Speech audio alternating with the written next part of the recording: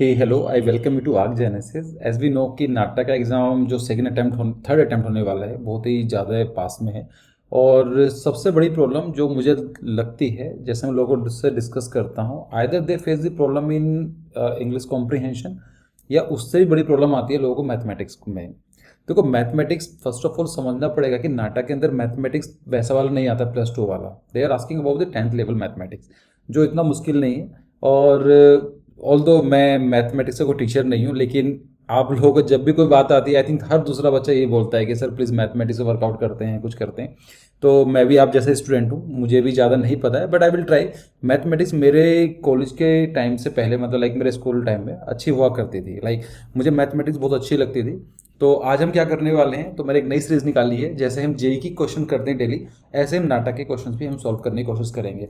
जो आज का जो मिनी मॉक टेस्ट है, जिसके अंदर हम लोग मैथमेटिक्स के अराउंड 10 के आसपास क्वेश्चन देखेंगे, कुछ हम लोग कॉम्प्रीहेंशन के भी देखेंगे। तो मैं ट्राई करूंगा कि ये वीडियो भी आपको लगातार मिलती रहें। ऑल्दो हम लोगों ने, मतलब like in Dark Genesis, we have decided कि at least we have to provide 2 videos in a day. तो आप लोगों को शायद पिछले काफ़ी दिन से लग भी रहा होगा कि हमारी जो फ्रीक्वेंसी है काफ़ी बढ़ गई है। तो चलो, without wasting time, and one more thing, like कि मैं पहली बार मैथमेटिक्स की वीडियो बना रहा हूँ। तो थोड़ा सा अगर प्रॉब्लम हो तो मुझे बता देना, वी विल इम्प्रूव इट, क्योंकि मुझे इतना एक्सपीरियंस नहीं है। लेकिन फिर भी मैं अपना जो टेक्निक है, like how do I solve the mathematics questions, तो मैं आपके साथ डिस्कस करूँगा। ठीक है, तो आप मुझे यहाँ पर जो उसकी पीडीएफ चाहिए, तो यहाँ पर मैं शेयर कर दूंगा, और आप मुझे ऐप पर भी यहाँ पर डाउनलोड कर सकते हैं। बाकी इंस्टाग्राम पर आप मुझे फॉलो कर सकते हैं। तो हमारा क्वेश्चन क्या होने वाले हैं, बहुत सिंपल क्वेश्चंस आते हैं। जैसे ही हम लोग नाटक की बात करें, अब अपना टारगेट क्या होगा कि आपके सामने क्वेश्चन है, वीडियो को पॉज करना ही अपने आप। पहले उस वीडियो को पॉज करने के बाद ट्राई टू सॉल्व इट, और ट्राई करो उसको 1 या 2 मिनट के अंदर सॉल्व करने का, क्योंकि इतना ज़्यादा टाइम मिल नहीं पाएगा। और फिर आप देखोगे क्या और टेक्निक हो सकती थी, या और क्या तरीका हो सकता था। ठीक है, तो आई थिंक आपने वीडियो पॉज कर ली होगी, इसका सही ऑप्शन आपने निकाल दिया होगा। तो इसको चेक करते हैं। देखो, उसको देखते हैं कि A B and C are the 3 towns. Okay, हमारे पास कितने हैं, 3 टाउन्स हैं। और let me change my colour, थोड़ा सा अच्छा लगेगा white. A B and C are the 3 towns. The distance between A and B is 180 kilometre. तो ये बोल रहे हैं कि 3 टाउन हैं, ए बी सी हैं, जिसके अंदर ए और बी के अंदर कितना डिस्टेंस है, 180 किलोमीटर का। Okay, whereas the distance between A and C is 240 kilometre. A and C कितना है, 240 किलोमीटर है। B is the east of A, तो ईस्ट से डायरेक्शन भी है इसके अंदर, तो east west north and south. जो बी है, B is the east of A. हाँ, ए का जो बी की जो लोकेशन है वो ए के ईस्ट में है। ठीक है, यहाँ भी ठीक है। And C is the south of A. Okay, तो सी का मतलब साउथ यहाँ पर आएगा।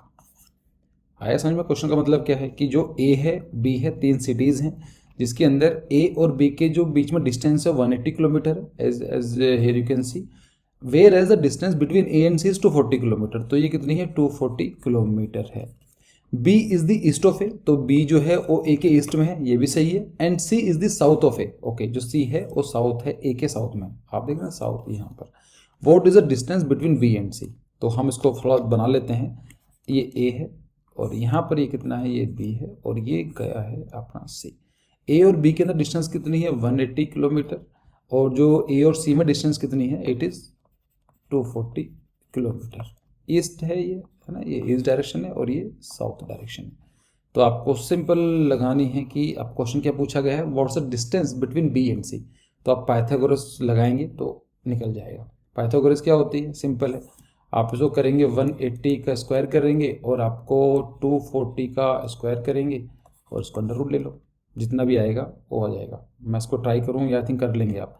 देखो, बहुत सिंपल है, क्वेश्चन करके दिखा देता हूँ। 18 को 18 से मल्टीप्लाई करते हैं, 8 8 जा 64, 8 एंड 6 150, और यहाँ पर आ गया 180।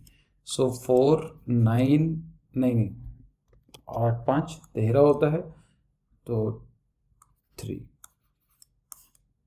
3340, 3340। ऐसे ही अपना 240 का भी निकाल लेते हैं। 240 बाई 2 मल्टीप्लाई करने के बाद 4 4 16, 4 2 जा 8, 8 और एक 96 टोटल हो गया।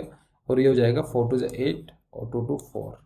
सो 6 7 एंड ये 4 था ना, ये 5, तो ये आ गया अपना 57600। तो इसको आप ऐड करके देख लो कितना बन का आता है। तो इसको हम ऐड कर लेते हैं, 33400। ये तो आया था ना यहाँ से, ये वाला और ये वाला। आप समझ रहे 2 मैं 0 क्यों लगा रहा हूँ, क्योंकि एक्चुअली 240/240 है ना। तो ये 0 0 6 4 10 7 3 10, ये 11, और ये 5 3 8, और ये 9। तो अपना जो निकल का आया है यहाँ पर ये चीज़ आ चुकी है। ठीक है, तो इसको अपना वो कर लेंगे। एक्चुअली ऑप्शन क्या है अपना, तो ये 300, ये 420, आई थिंक 300 की होना चाहिए। कहीं तो मैंने गड़बड़ करी है यार, पहली बार वीडियो बना रहा हूँ मैथमेटिक्स की ना, तो मुझे इतना एक्सपीरियंस नहीं है, तो मैं कैलकुलेटर यूज़ नहीं करना चाह रहा हूँ। तो करो एक बार कैलकुलेटर आप लोगों के सामने। सॉरी, कहाँ गलती करी, फिर भी नहीं चेक करते हैं। यहाँ पर देखते हैं 8 8 64, ठीक है। 8 और 6 कितना होता है, 5 कहाँ से आया यार, 144 होगा ना ये। हाँ, तो ये कितना हो जाएगा, 32 आ जाएगा, और अगर 32 होगा तो बिल्कुल परफेक्ट आ गया यहाँ पर। तो आप ये देखेंगे 9, ये हो गया 90000, जो कि ये 300 का स्क्वायर है। तो आप समझेंगे इसको हम लिख सकते हैं 300 का स्क्वायर, यहाँ से ये कटा तो 300। So this is the second question. तो वीडियो को पॉज करो, फिर ट्राई करो करने की, देखो आपको आता है नहीं आता है, फिर हम सॉल्व करेंगे। आई थिंक आपने क्वेश्चन वीडियो पॉज करके देख लिया होगा। स्टार्ट करते हैं। In a test Q has scored 60 marks more than P। मतलब क्या है कि Q और ये दो हैं, एक Q है एक P है, ठीक है। Q ने कितने मार्क्स करे हैं, 60% मोर भाई ने स्कोर किए हैं। If P has scored 50% fewer marks than Q, और अगर हम बात करें P के कंपैरिजन में, तो P ने कितना करा है, 15% कम स्कोर किया है।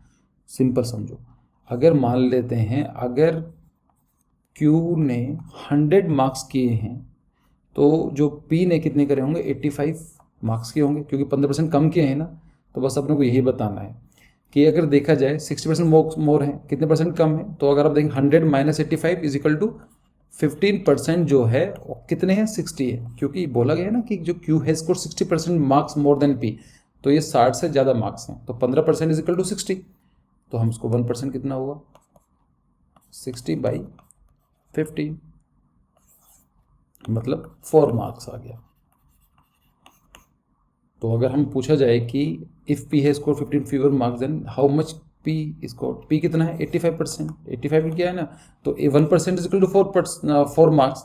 85% कितना हो गया, 4 को मल्टीप्लाई करो 85 से, तो ये कितना आएगा, 8 5 जा 20, और 8 4 32 और प्लस 22 लगा, तो इट इज़ 340 मार्क्स। ठीक है, तो यहाँ पर आ जाएगा 340 मार्क्स। देखो अगर इसको ज़्यादा नहीं भी लगाना होगा ना, तो आप चाहो तो रिवर्स इंजीनियरिंग वाला भी जुगाड़ कर सकते हो। इसमें साफ सी वाली बात की गई है, Q हैज़, सपोज करो हाउ मच P स्कोर, तो आपने बोल रहे हैं कि जो P है उसके बारे में पूछा गया, तो आप उसको वैल्यू पुट करके देखो। अगर 400 नंबर P ने स्कोर किए हैं, तो जो Q है score 60% marks more than P, तो ये हो गया P का, और Q का कितना हो जाएगा, 460 हो जाएगा। अब चेक करो कि क्या जो 460 का 15% कितना निकल कर आता है। तो आप हम करेंगे तो ये 3 आ जाएगा, ये 20 आ जाएगा, यहाँ से 2 से डिवाइड हो गया, यहाँ से 2 और 3 कितना हुआ, 3 3 जा 9 एंड 3 2 जा 6, 69। गलत है, नहीं है ना, क्योंकि 60 आना चाहिए था। आई थिंक ये आप समझ रहे होगे मैं क्या कर रहा हूँ, मैं वैल्यू पुट करके देख रहा हूँ। तो ये वाला ऑप्शन हमारा गलत हो गया। अगर हम 340 ट्राई करना होगा, तो ये P पकड़ो Q पकड़ो, तो P कितना है, 340 है। Q कितना होना चाहिए था, 60% मार्क्स ज़्यादा होने चाहिए थे, मतलब इसका 400 आना चाहिए था। अब 400 का 15% निकाल दो, तो ये कितना आएगा, 15 का यहाँ से ये 3 आ गया, यहाँ 20 आ गया, यहाँ से 2 और ये 20, तो 2 × 30 = 60। यस, 60 आना चाहिए था, परफेक्ट आ गया। तो आप ऐसा भी कर सकते हो। मैं नॉर्मली फॉर्मूले मुझे याद नहीं रहते हैं, तो मैं यही टेक्निक यूज़ करता हूँ, मैं वैल्यू पुट करके देख लेता हूँ। ठीक है, क्वेश्चन नंबर 3 देखते हैं। If the numerator and denominator of an improper fractions, तो पहले तो आप समझो कि इम्प्रॉपर फ्रैक्शन क्या होते हैं। देखो फ्रैक्शन का मतलब होता है जो x/y, इस तरह से कोई भी रहती है, ठीक है। इम्प्रॉपर का मतलब होता है कि जो x वाला पार्ट है, मतलब जो न्यूमिनेटर है, ऊपर वाला पार्ट बोलते हैं इसको न्यूमिनेटर, और जो नीचे वाला पार्ट होता है उसको बोलते हैं डिनोमिनेटर, है ना। इम्प्रॉपर फ्रैक्शन का मतलब होता है कि जो न्यूमिनेटर होता है ये बड़ा होता है डिनोमिनेटर से, मतलब n is equal to m। अगर ये चीज़ देखने को मिलती है लाइक 10/8, 10/7 ले लेते हैं, या फिर 5/2 ले लेते हैं। आप कोई भी चीज़ लेंगे जहाँ पर ऊपर वाला पार्ट बड़ा हो और न्यूमिनेटर बड़ा हो, डिनोमिनेटर छोटा हो, उसको बोल देंगे हम इम्प्रॉपर फ्रैक्शन। तो ये क्वेश्चन पूछ रहा है कि if the numerator and the denominator of an improper fraction are decrease by the same positive quantity which is greater than zero, the resulting fraction is, तो क्या होगा आपको बताना है कि always less than the original fraction, always greater than the original fraction, always equal to the original fraction, such that nothing can be claimed definitely. मतलब क्या है, इसको आप सिंपल समझो कि मानकर चलते हैं हम लोग 10/9 ले लेते हैं, हमारी जो फिगर है 10/9 है, तो पहले जब भी वैल्यू करनी हो तो पुट करके देख लो। तो इम्प्रॉपर फ्रैक्शन आ गया, यस, क्योंकि जो न्यूमिनेटर है वो बड़ा है डिनोमिनेटर से, तो 10/9 ठीक है, परफेक्ट है। अब एक काम करते हैं, उसको डिलीट, उसको क्या लिखा गया है, are decrease by the same positive quantity which is greater than zero, मतलब जीरो से ऊपर किसी भी नंबर से आप माइनस करोगे तो उसकी वैल्यू क्या आएगी। तो हम एक काम करते हैं, -1 यहाँ लेते हैं और इसको -1 यहाँ करते हैं, कितना हो गया ये, तो ये इट इज़ 9/8, ये चीज़ निकल का ही। इसको अगर आप करके देखो कितनी वैल्यू आएगी, 8 को 9 से डिवाइड कर देते हैं, 8 1 8, 1 5 लगा 0, 8.1, तो इट इज़ 8, 2 पॉइंट लगा 0, तो ये जाएगा 8 2 60, और यहाँ पर 4 पॉइंट लगा 0 5 इज इक्वल टू 1.125, ठीक है। यहाँ से तो मतलब क्या होगा, डिक्रीज हुई ना, यहाँ पर सॉरी इंक्रीज हुआ। फिर एक काम करते हैं, 9/8 में से फिर से एक माइनस करते हैं, तो कितना हो गया 8/7, फिर ट्राई करके देखते हैं कितनी वैल्यू आ रही है, 7 1 7, 1.7 अगेन 7, यहाँ 3 रहा, यहाँ पर 3, 7 4 28, तो यहाँ से 2, तो यानी कि ये जाएगा 1.14 हो गया, 1.14 आ गया। तो आप देखेंगे कि 10/9, 1/12, 1/14, तो ये क्या होती जा रही है, वैल्यू बढ़ती जा रही है ना। 10/9 कितनी आएगी, इसको भी करके देख लो, आपको लग जाएगा। अब 1, तो ये 9 आ गया, फिर वहाँ पॉइंट ला कर 0 1, फिर 9, फिर 1, 1.11, तो आप भी देखेंगे तो पहले कितनी थी इसकी, 1.111 वैल्यू थी, फिर आई 1.25, 1.14, तो ये धीमे धीमे बढ़ती जा रही है, लाइक 1.1, 1.2, 1.4, ऐसे ही 1.6 चली जाएगी। इसका मतलब हम लोग क्या बोल सकते हैं कि जो सही ऑप्शन क्या है, is always greater then the original fraction, ठीक है।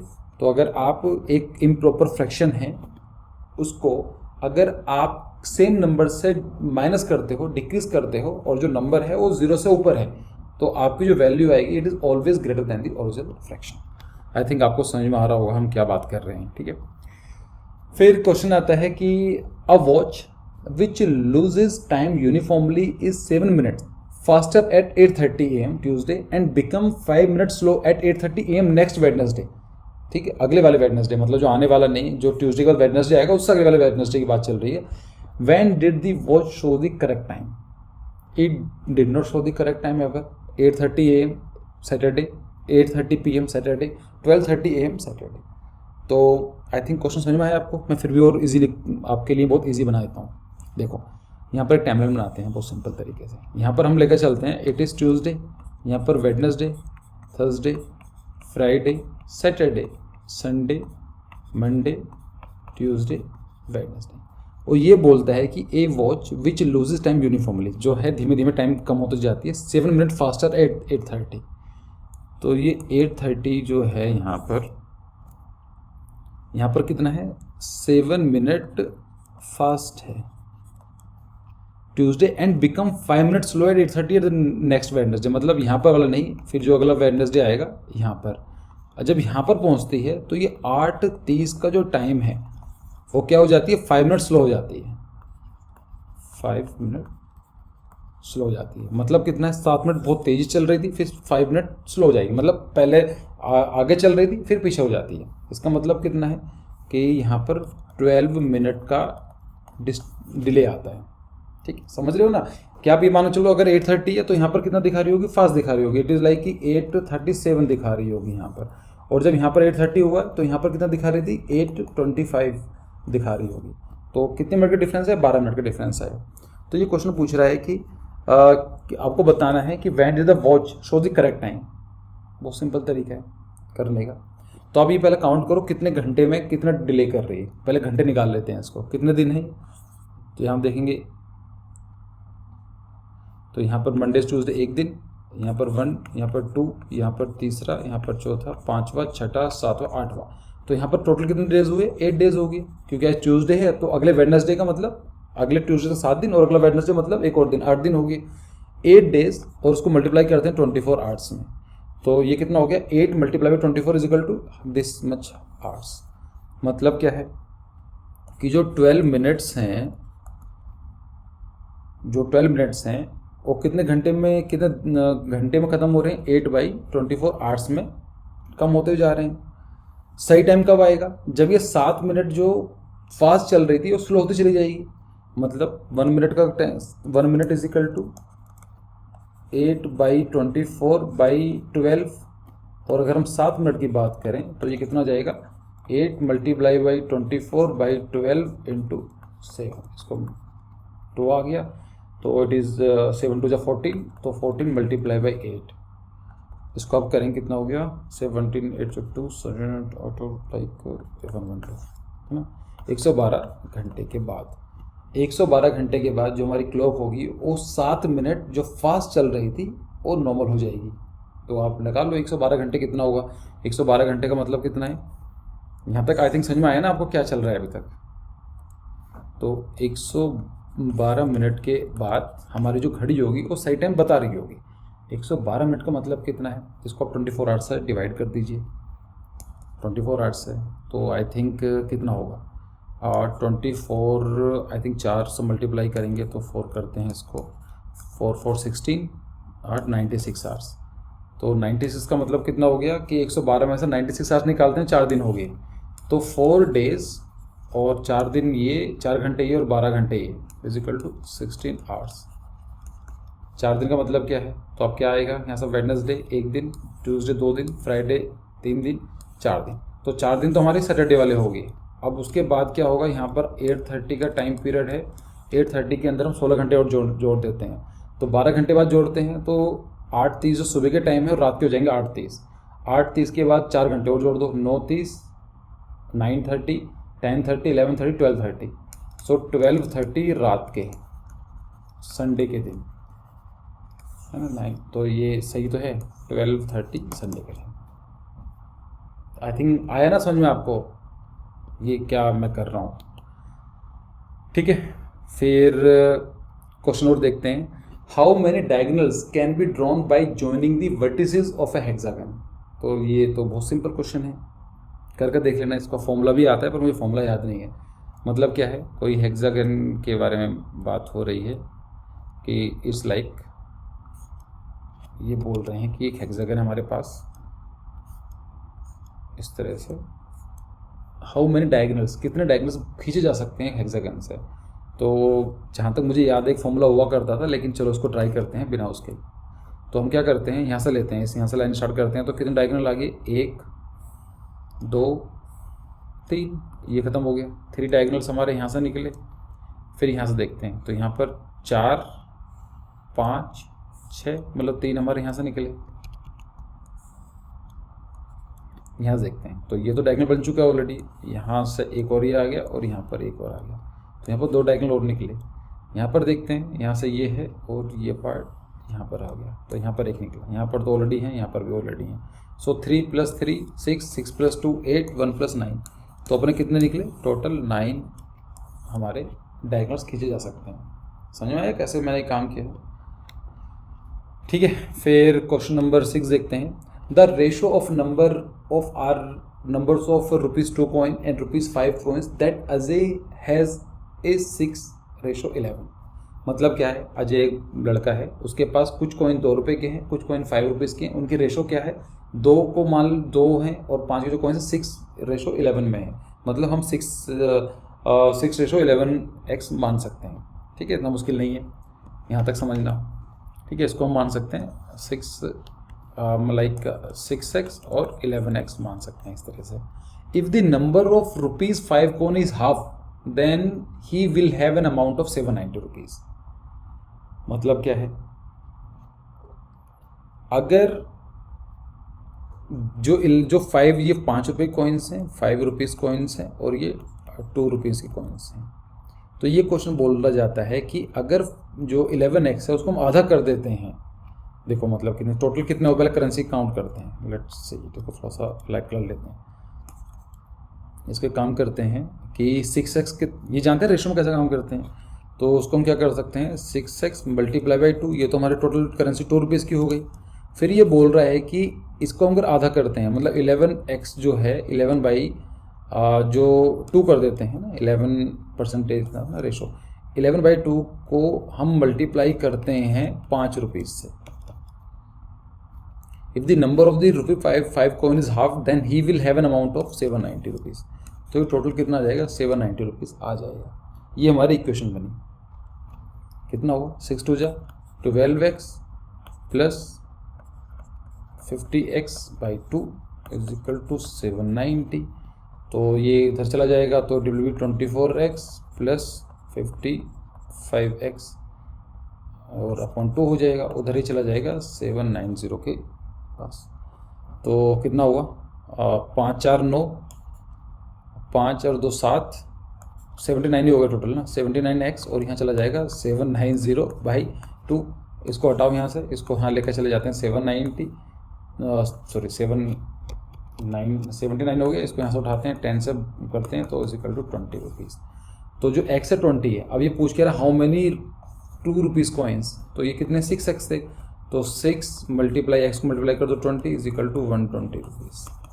तो ये कितना आ गया हमारे पास, 120 रुपीज़ जो थे, rupees 2 coins does Ajay have, तो ये it was 120। I think question समझ में आया आपको क्या होगा, दोबारा समझाऊँ, चलो फिर से एक बार देख लेते हैं। ऐसे क्वेश्चंस काफ़ी मतलब इजी होते हैं, इनको बस थोड़ा सा आपको लॉजिक समझना पड़ेगा। देखो ये क्या है, मान लीजिए ये अजय है, अजय के 2 पॉकेट हैं मान के चलते हैं, उसके पास कुछ 2 रुपये कॉइन है, कुछ 5 रुपये कॉइन्स हैं। ठीक है, कितने कॉइन्स हैं, अगर वो 2 रुपये कॉइन्स करते हैं तो 6x हैं, और जो 5 रुपये कॉइन्स हैं 11x हैं। ठीक है, अब ये क्वेश्चन बोला जाता है कि if the number of the 5 coin is half then he will have an amount of 790। मतलब क्या है, तो उसके जो हम बात करें 2 रुपीज़ के कॉइन कितने हैं, 6x हैं, 5 रुपीज़ के जो कॉइन्स हैं वो कितने हैं, 11x हैं। ठीक है, ये नंबर बता रहे हैं कि 6 इट इज़ लाइक नंबर हैं। अब ये क्या बोल रहा है, जो अकॉर्डिंग टू द क्वेश्चन, कि अगर जो 5 रुपये के जो कॉइन्स हैं उनकी जो संख्या है, मतलब जो क्वांटिटी है, उसको हाफ कर देते हैं। हाफ का मतलब कितना हुआ, 11 बाई 2 हो गया, और x का मतलब क्या है, ये 5 से मल्टीप्लाई कर लेते हैं क्योंकि 5 रुपये का है। और अगर हम बात करते हैं 6, ये वाला 6 को मल्टीप्लाई करते हैं 2 से, ये कितना आता है 790। इसको आप सोल्व करेंगे तो आपको ये निकल जाएगा, जो आएगा 20। तो यहाँ से मल्टीप्लाई कर देंगे, टोटल कॉइन्स कितने हैं, 6 के अंदर x की वैल्यू निकल के आ गई, और हमें पुट कर दो 6 मल्टीप्लाई 20 इज इक्वल टू 120। ठीक है, फिर आता है Pinku, Rinku and Tinku can do a piece of work in 10 days, 8 days एंड 6 days। मतलब क्या है, जो ये पिंकू है और ये रिंकू है, ये टिंकू है, तो ये काम करने के लिए काम को 10 दिन में ख़त्म करते हैं, 10 days, और ये कितने दिन में ख़त्म करता है, 8 days में करता है, और ये कितने दिन में करता है, 16 days में करता है respectively. They started a work together and after 2 days Pinku left the work. तो इन तीनों भाइयों ने मिलकर काम स्टार्ट किया, और 2 दिन के बाद क्या होता है, ये जो ये पिंकू भाई साहब हैं ये चले जाते हैं छोड़ के। फिर बताना है find the time taken to complete the entire work, कि कितना टाइम लगा उसको पूरा काम खत्म करने के लिए। इसको पहले काम करो, वीडियो को पॉज करो, ट्राई करो, तो उसके बाद देखते हैं।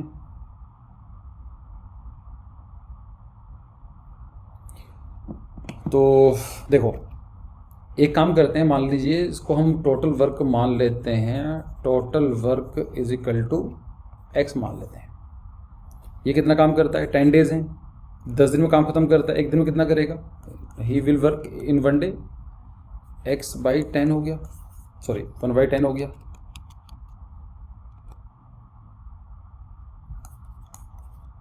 ये रिंकू कितने दिन में काम करेगा, 1/8 करेगा, और जो टिंकू है ये काम करता है डेली का 1/16। सिंपल सी वाली बात है। तो आपको क्या करना है, बताना है कितना काम करेंगे। So let the work get completed in x days. हम मानते हैं कि जो टोटल वर्क की बात नहीं कर रहे हैं, इसको मानते हैं कि सब पूछा गया है फाइंड द टाइम टेकन कि कंप्लीट द एंटायर वर्क। तो पूरा काम करने में कितना टाइम लगता है। तो अगर टाइम की हम बात करें, लेट सी कि जो पूरा जो काम होता है x डेज में ख़त्म हो जाता है। x डेज निकाल लीजिए। जो यहाँ पर ये पिंकू है, पिंकू ने 2 दिन काम किया, तो ये 2 मल्टीप्लाई हो जाएगा 1/10, ठीक है। और 2 दिन तो उसका कंफर्म है। फिर आता है कि रिंकू ने कितना काम किया, इसको मान लेते हैं x डेज करा था होगा इसने, 1/8 कर लेते हैं, ये आ गया। और इसका कितना होगा, x मल्टीप्लाई बाई 1/16। तो ये कितना काम है, टोटल 1 काम है। यूनिट तो हम 1 लेकर चलेंगे ना, तभी दिखाया यहाँ से 1 लिया था। तो इसको आप करेंगे तो 1/5 plus x/8 x/16 is equal to 1। तो अगर इसको आप करेंगे तो ये टोटल कितना जाएगा, इन दोनों को अगर हम करते हैं तो ये हो जाएगा 2x plus x/16 is equal to 1 minus 1/5। ये समझिए, ये वाला पार्ट को मैं इधर लेके चला गया, इन दोनों को मैंने ऐड कर दिया, तो ये आ गया 3x/16। So it will become 3x/16 is equal to 1 minus 1/4 4/5। x is equal to 4/5, ये ऊपर जाएगा मल्टीप्लाई होगा 16 और नीचे आएगा 3। कुछ ऐसा ही बनना चाहिए यार मेरे हिसाब से। तो क्या बना, तो 16 4 जा 64 और बाई 15, ये तो आया 5 3 15। तो इसको कौन सा करना, नो दीज, ये क्या है, अच्छा इसको करना पड़ेगा ना, कन्वर्ट करना पड़ेगा। 15 को डिवाइड कर लेते हैं 64 से, 15 4 जा 64, तो ये कितना हुआ, 4 दिन, ये हुआ ना 4/15, ये तो आया। तो ये रहा 4/15 है ना, ये वाला ऑप्शन सही रहा। आई थिंक समझ में आ रहा होगा आपको मैं क्या कर रहा हूँ, मुझे बताना यार आप लोगों को समझ में आता है या नहीं आता है। फिर एक क्वेश्चन है, इसको हम लोग करते हैं। What will come in the place of question mark in the following number.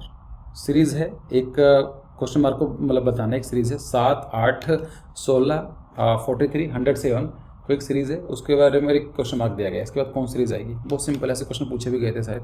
देखो उसकी टेक्निक देता हूँ, बहुत प्यारी टेक्निक है। कुछ मत करो, 7 लिखो, 8 करो, 16 है, 43 है, 107 है और यहाँ पर x मानते हैं। इन दोनों में डिफरेंस देखो कितना है, 7 में से 8 गया, कितना आया, 1 डिफरेंस रहा। 8 और 16 में डिफरेंस कितना आया, 8 है ना। माइनस करोगे 16 माइनस 8 इक्वल टू 8। यहाँ पर देखो 43 माइनस 16, ये कितना होगा, 43 माइनस 16, 13, 13 में से 6 गई 7, 3 में से 1 गया 27, तो यहाँ पर 27 आया। और यहाँ पर देखो तो ये 107 से माइनस करके देखो 43, तो ये 4 10 में से 64। तो देखो क्या लगा, ये 1 8 27 कुछ जाने पहचाने फिगर लग रही है। यस, 1 का क्यूब, 2 का क्यूब, 3 का क्यूब, 4 का क्यूब। तो जो इन दोनों के बीच में जो आएगा ये आएगा 5 का cube, that is 5 multiply by 5, 5 into 5 into 5 कितना होता है 125। तो मेरे भाइयों इसको ऐड कर लो, 100, मेरी बहनों भी साथ में 107 मल्टीपल प्लस कर लो 125, तो ये कितना आया 5 और 7 10, तो 12 का एक इधर गया, 2 और 1 3, 232 है ना, 232। Yes, it is right option. ठीक है, फिर क्वेश्चन नंबर 9 देखते हैं। देखो, the profit earned after selling an article for Rs 625 is the same as the loss incurred after selling the article for the Rs 435. What is the cost price of the article? मतलब क्या है, इसको देखो, पता कहने के चाह रहा है क्वेश्चन में, ये कह रहा है कि आपने इसको मान लीजिए, आपने 60 मान के चलते हैं कि ऐसा देखो, कोई जो आर्टिकल है उसके कॉस्ट प्राइस 100 रुपीज़ है, आपने उसको 120 में बेच दिया, ठीक है, और आपने उसको 80 रुपये में बेच दिया, है ना। तो इसमें कितना हुआ, 20 रुपीज़ का प्रॉफिट हुआ। The profit earned after selling the article of 625 the same as the loss incurred after selling of the article 435। तो अगर आप उसको पूछे यहाँ भी 20 का हुआ, तो दो कह रहा है सेम है, तो आपको बताना कॉस्ट प्राइस कितना होगा उसका, अगर उसका जो profit earn after selling an article 625 है। तो उसका मतलब क्या है, मान के चलते हैं कि जो हमारे जो आर्टिकल है वो X रुपीज़ का है, ठीक है। The profit earned after selling an article for RS 625 is the same as the loss incurred after selling the article of 435। तो आप इसको मान कर चलो कि जो कॉस्ट प्राइस है इसका वो है, इसको आपने कितने का बेच दिया, 625 का बेच दिया, या आपने उसको 435 का बेचा है। जो प्रॉफिट हुआ है यहाँ पर, महंगा बेचोगे तो प्रॉफिट होगा और सस्ते बेचोगे तो लॉस होगा, वो बराबर है। मतलब क्या है कि अगर मैं देखो कितना प्रॉफिट हुआ इस वाले केस के अंदर, 625 माइनस एक्स, ये हुआ प्रॉफिट, और लॉस कितना हुआ 435 माइनस एक्स, यही तो होगा। तो इजिकल टू बराबर है ना, ये लिखा हुआ है कि इज द सेम, तो कर लो भाई, 625 minus x is equal to 435 minus x. तो ये क्या होगा, एक्स को इधर ले जाओ, इसको इधर ले जाओ, मतलब 625 plus 435 is equal to x, और एक्स हो जाएगा 2x हो जाएगा, तो 2 को इधर ले जाओ, तो 5 5 10, 3 2 5 और 1 6, 6 4 10 इज इक्वल टू 2x, 2 को इधर ले जाओ, तो x is equal to 1060/2, that is 530 हुआ, है ना। तो इसी बोल रहा है। अब इसको वैल्यू पुट करके देखो, बहुत सिंपल है, इसको समझना है, इतना मुश्किल नहीं होता है। लाइक ऐसा देखो, क्वेश्चन चेक भी कर लिया करो मैथमेटिक्स की, अच्छी बात यही होती है, जो भी अपन निकाला है उसको चेक करके देख लो। यहाँ क्या है, अगर आपने 530 की शर्ट ली है, मान लीजिए कोई आर्टिकल टी शर्ट मान लेते हैं, 530 टी शर्ट ली है और आपने 625 में बेचा है, तो कितना प्रॉफिट हुआ भाई, 625 में से आप माइनस करो 530 को, तो दैट इज़ 12 में से देंगे 9, आपको 95 रुपीज़ का प्रॉफिट हुआ। अब एक काम करो, 530 से 435 को बेचने की कोशिश करो, तो उसमें माइनस करो 530 माइनस 435, 10 में 5 यहाँ पर बचा 2 में से देंगे 95, आया ना यहाँ पर भी। तो आपकी वैल्यू पुट करके देख लो, सही हो जाएगी। तो यहाँ तक हमारे मैथमेटिक्स क्वेश्चन थे। अब हम लोग एक काम करते हैं, थोड़े से चेक करते हैं हमारे पैसेज 10 11 12। ये पैसेजेस मैं आपके लिए छोड़ के जा रहा हूँ, आपको ये वीडियो पॉज करो, इसको देखो, एक छोटा सा आर्टिकल मैंने यहाँ लिखा गया है, यहाँ पैसेज है, इसको पढ़ो पूरा का पूरा। उसके बाद आपको 3 क्वेश्चन सॉल्व करने हैं, और 3 क्वेश्चन क्या हैं वो आपको मैं प्रोवाइड करा दूँगा। यहाँ पर देखो 3 क्वेश्चन है, क्वेश्चन नंबर 10 11 12। इनको सोल्व करो, कमेंट सेक्शन में बताओ इसका जवाब क्या है। उसके बाद जो नेक्स्ट जो हम मॉक टेस्ट 2 करेंगे, इसको मैं वहाँ पर सोल्व कर लूँगा। देखते हैं, it is like a new initiative, मुझे भी नहीं पता कि मैं आपको समझा पाया या नहीं समझा पाया। देखो 2-3 तरीके होते हैं मैथमेटिक्स सॉल्व करने के। एक तरीका तो ये हो सकता है कि मैं आपको टॉपिक वाइज सॉल्व कराऊँ, लेकिन मुझे लगता है टाइम नहीं है इतना, मुझे आता भी नहीं है। एक तरीका ये हो सकता है कि जो कुछ क्वेश्चन पकड़ते हैं हम लोग लाइक 1 दिन में या 2 दिन में, और उनको सॉल्व करने की कोशिश करते हैं। तो खैर आप मुझे बताना कैसा लगा एफर्ट्स। तो see you in the next video, तब तक के लिए बाय बाय।